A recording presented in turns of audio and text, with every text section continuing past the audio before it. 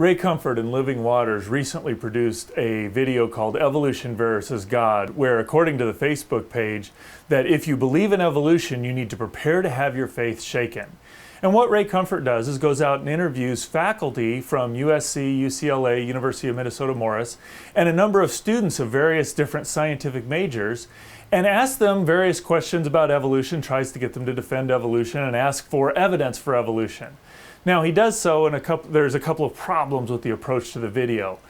First, what he seeks to set out to do is to show that evolution doesn't have any scientific basis.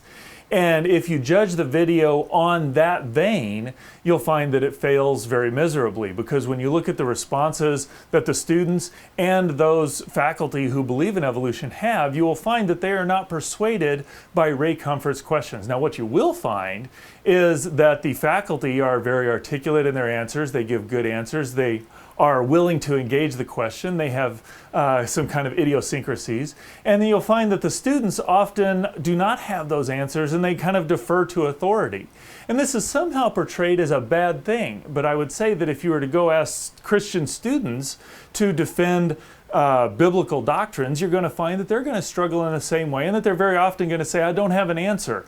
In fact, one of the students offered a very good response. He said, I don't have an answer to that. I'm going to have to think more deeply about this, and I'll get back to you. Well, that's just exactly what I encourage Christian students that I'm around to do. So the video is kind of making fun of, not only does it not debunk evolution or disprove or debunk evolution, but it also kind of makes fun of the very process by which I think we want to train our Christian students to engage the world. Now, the other problem I have is it has this kind of attack mentality, in that it doesn't portray the scientific community accurately. In fact, if you listen to the video, you come away with the impression that the only reason scientists and people believe in evolution is because they want to avoid God, they want to live a hedonistic lifestyle. There's no evidence in support of it. Now, this is obviously a patently false assertion, because you go and you look at people like Francis Collins and Daryl Falk and Deborah Harzma, people who are influential in the biologos community, people who very much believe that the theory of evolution is a good explanation for how we got here, and these are very strong and prominent Christians. Now, I disagree with them strongly about the validity of the theory of evolution, but nothing I know about them, in fact, everything I do know about them, encourages me and convinces me that their salvation is real and their devotion to Christ is very, very strong and real.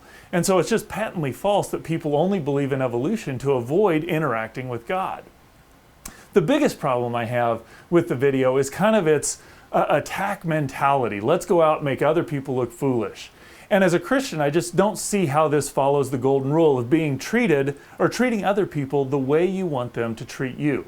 You could make an identical video where you go out and interview Christian faculty about difficult, and you could pose cunning and difficult questions that would put them in places where a soundbite is going to make them look foolish. You're going to interview students, Christian students at those universities, who wouldn't be able to give articulate answers and who would have to defer to authority. But I would not use that as any sort of evidence that somehow Christianity is an unjustifiable or an unreasonable or an unsubstantiated faith.